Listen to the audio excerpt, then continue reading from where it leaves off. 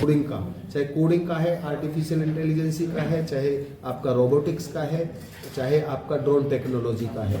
साथ साथ में कुछ बातें और एडिशन की गई हैं जो कॉन्स्टिट्यूशन ऑफ इंडिया है, स्टार्टिंग से लेकर कब बना, कब से क्या क्या इसमें चेंजेस हुए और क्या इसका अडॉप्ट किस समय किया, किस सभा ने बना, पूरा कॉन्स्टिट्यूशन के ऊपर पूरा कंप्लीट बच्चों का एक प्रोग्राम है। और वैल्यूज़ एंड कल्चर पर जो हमारा संस्कार और हमारी संस्कृति है उसको लेकर एक अलग बच्चों का ग्रुप अपना काम कर रहा है। साथ साथ में साइंस और स्पिरिचुअलिज्म को लेकर भी इस कार्यक्रम में उनको इंक्लूड किया गया है।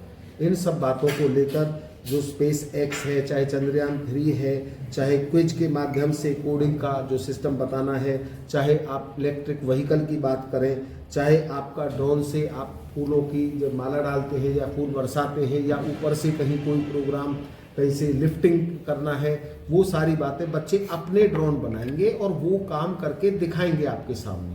नीचे जो ट्रेनिंग चल रही है, नेहा मैडम जो कोऑर्डिनेट कर रही हैं, बैठी हुई हैं, वो भी बताएंगी।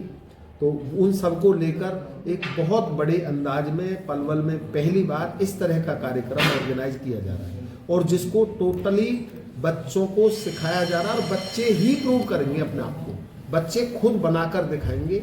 चाहे रोबोटिक वार की बात, कोडिंग करके रोबोटिक्स को चलाना हो, जितनी भी सारी बातें हैं, होम सिक्योरिटी सिस्टम IoT के माध्यम से हो, चाहे आपका फाइनेंशियल मॉडलिंग, जो कॉमर्स वाले बच्चे उनके लिए फाइनेंशियल मॉडलिंग है, और आपका एग्रीकल्चर की इरिगेशन का क्या सिस्टम है, कैसे ड्रोन के द्वारा भी ऊपर से इरिगेट किया जाता है, बड़े बड़े पेड़ों पर जाकर किस तरह से काम होता है, ये सब प्रोजेक्ट यहाँ इस प्रोग्राम में लिए गए हैं। सी वेज फ्लावर वाटर ड्रॉपिंग ड्रोन है, वो सारी बातें आपको जैसा कि बताया गया है। IPC को लेकर पूरा कॉन्स्टिट्यूशन की सारी बातें जो आपको पहले ही पूरा बताया। छोटे छोटे बच्चों के माध्यम से ट्रांसपोर्ट मैनेजमेंट और कूमो नेशनल पार्क के सिस्टम को डेवलप किया गया है। उसमें एक लगभग 15-20 बच्चों का एक ग्रुप है। लगभग 28 प्रोजेक्ट है, 28 प्रोजेक्ट्स हैं जो नॉन स्टॉप बच्चे तैयारी कर रहे हैं और बच्चे खुद करके दिखाएंगे। तो ज़्यादातर पलवल के सभी लोगों को यहाँ इनवाइट किया गया है। वैसे इसका उद्घाटन करने के लिए हमारे जो गौरव गौतम जी मंत्री जी हैं वो रहेंगे, DC साहब, SP साहब और जिला के जो जिला शिक्षा अधिकारी हैं और अन्य डिपार्टमेंट के जो हेड्स हैं, सभी गवर्नमेंट के ऑफिसर्स जो हैं वो भी रहेंगे।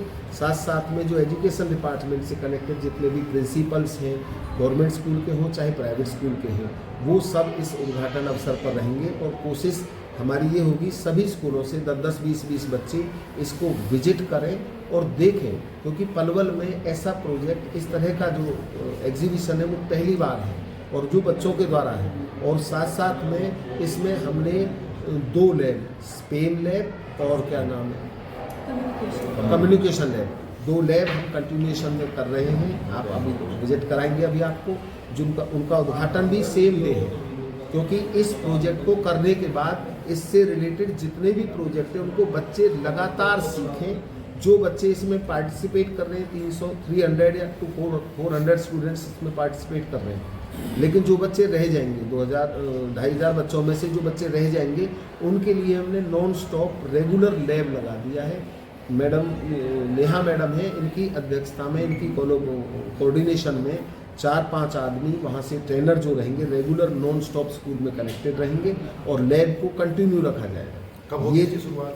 ये 1 फरवरी को 10 बजे इसका उद्घाटन है और 1 को 2 को दोनों दिन ये प्रोग्राम चलेगा। बहुत सारे डिग्निटीज़ ऊपर से वैज्ञानिक हैं, चाहे इसरो के वैज्ञानिक हैं, चाहे DRDO के वैज्ञानिक हैं, वो सब भी इसमें कहीं ना कहीं विजिट करेंगे और बच्चों को प्रोत्साहित करने के लिए अपनी बात भी रखने आएंगे। आप ये जो स्पेशल ट्रेनिंग या कोचिंग दिलवा रहे हैं तो उनका एज ग्रुप क्या रखा है आपने? एज ग्रुप पूरा 3rd to 12th,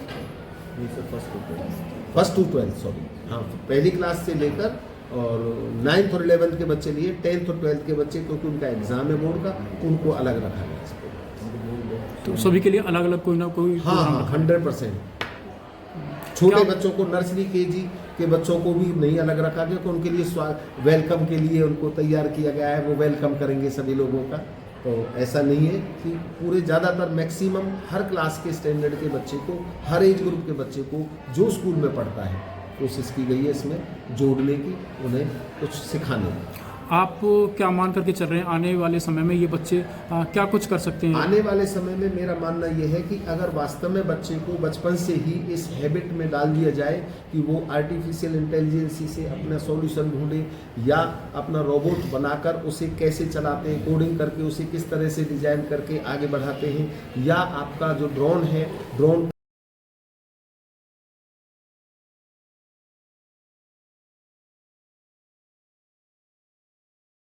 जी क्या कार्यक्रम है और कब शुरू होगा, ये क्या इसका उद्देश्य है? जी नमस्ते पहले तो सबको।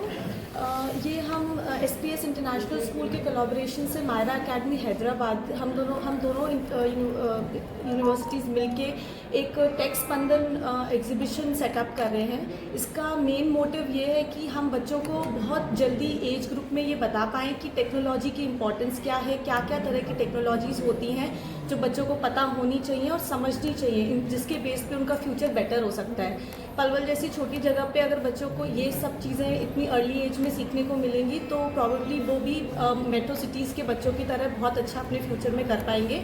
और हम दोनों इंस्टीट्यूशंस का यही मोटिव है कि बच्चों को हम बेस्ट से बेस्ट एजुकेशन दे पाएँ और उनको नई से नई टेक्नोलॉजीज़ के बारे में बता पाएँ।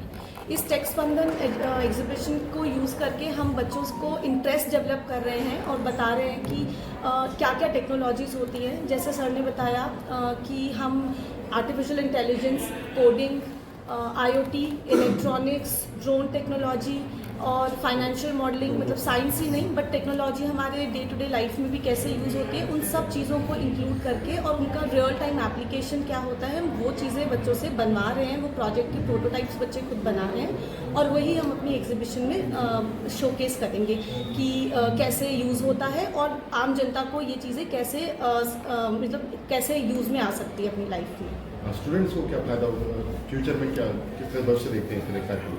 सर इस कार्यक्रम का फ़ायदा ये होगा कि बच्चों को समझ में आएगा कि ये टेक्नोलॉजी सिर्फ बड़े लोगों के लिए नहीं है, ये टेक्नोलॉजीज़ बहुत जल्दी एज में हम सीख सकते हैं। कोई ऐसे हाई फाई कोई फैंसी स्टफ़ नहीं है कि बड़े साइंटिस्ट ही कर सकते हैं। अब तक हमें ये लगता आया है कि आर्टिफिशियल इंटेलिजेंस सुना है तो उसका कोई इतनी बड़ी चीज़ है कि शायद इसरो के साइंटिस्ट या अमेरिका के कोई स्टूडेंट्स ही पढ़ सकते हैं, लेकिन ऐसा कुछ नहीं है। हमारे बच्चे भी इतने केपेबल हैं, इतने इनमें सब में इतना पोटेंशियल है, बस उनको एक डायरेक्शन की ज़रूरत है। तो हम ये चाहते हैं कि हमारे बच्चे भी उन चीज़ों को जाने, समझें और अपना करियर उस फील्ड में बनाएं। तो उन लोगों को इस चीज़ की नॉलेज होएगी तभी वो उस फील्ड में करियर बना पाएंगे। इसमें रॉ मटेरियल है वो कहाँ से उपलब्ध होगा?